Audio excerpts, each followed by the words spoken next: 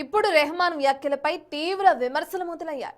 సినీ రాజకీయ నేతలు తీవ్రంగా స్పందిస్తున్నారు. ముఖ్యంగా బీజేపీ నేత కంగనా రనౌత్ తీవ్రంగా స్పందించింది. రెహమాన్ అంత పక్షపాత వ్యక్తిని నేను చూడలేదంటూ ఫైర్ అయ్యారు ఆమె. తన ఎమర్జెన్సీ మూవీకి మ్యూజిక్ కంపోజింగ్ కోసం ప్రయత్నిస్తే రెహమాన్ కనీసం తనను కలవడానికి కూడా ఇష్టపడలేదన్నారు ఆమె. ఓ ప్రాపగండా మూవీలో ఇన్వాల్వ్ కాదనుకోలేదని చెప్పినట్లు గుర్తు చేశారు. ద్వేషంతో కళ్ళు మూసుకుపోయి ఉన్న రెహమాన్ ఈ రోజు ఇలా మాట్లాడడం ఫన్నీగా ఉందన్నారు ఆమె. ఓ డిజైనర్ తన చీర కట్టుకుని అటు రామ జన్మభూమికి వెళ్లవద్దని చెప్పిందని, ఆ రోజు తాను ఎంతో బాధపడ్డట్టు రాసుకొచ్చారు కంగనా.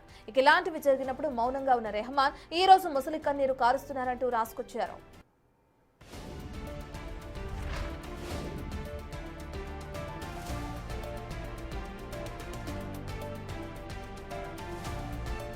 కేంద్ర మంత్రి కిషన్ రెడ్డి కూడా రెహమాన్ వ్యాఖ్యలపై తీవ్రంగా స్పందించారు. నెంబర్ 1 మ్యూజిక్ డైరెక్టర్ గా ఉన్నప్పుడు రెహమాన్ కు మతం గుర్తు రాలేదా అని ప్రశ్నించారు. ఇప్పుడు మతానికి ముడిపెట్టి కామెంట్స్ చేయటం సరికాదన్నారు ఆయన.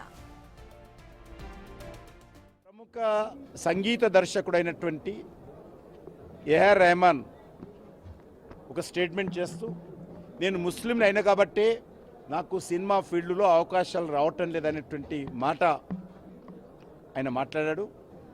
దీన్ని తీవ్రంగా నేను ఖండిస్తూ ఉన్నాను. ఏఆర్ రెహమాన్ లాంటి వ్యక్తి ఈ రకంగా దిగజారి మాట్లాడడం ఏదైతున్నదో చాలా దురదృష్టకరము. ఒక కాలంలో ఆయన హిందీలో కానీ, తెలుగులో కానీ, తమిళ్లో కానీ అనేక భాషల్లో ఆయన నెంబర్ 1 మ్యూజిక్ డైరెక్టర్గా ఉన్నాడు. ఆ రోజు ప్రజలు ఎవరు కూడా ఈయన ముస్లిం కాబట్టి అనేటువంటి ఆలోచన చేయలేదు. దేశ ప్రజలు ఏఆర్ రెహమాన్లో ఒక కళాకారుని చూశారు, ఒక సంగీత దర్శకుని మాత్రమే చూశారు తప్ప మతం దృక్పథంతో చూడలేదు. మతం దృక్పథంతో ఆయన ఎప్పుడు కూడా ఆలోచన చేయలేదు.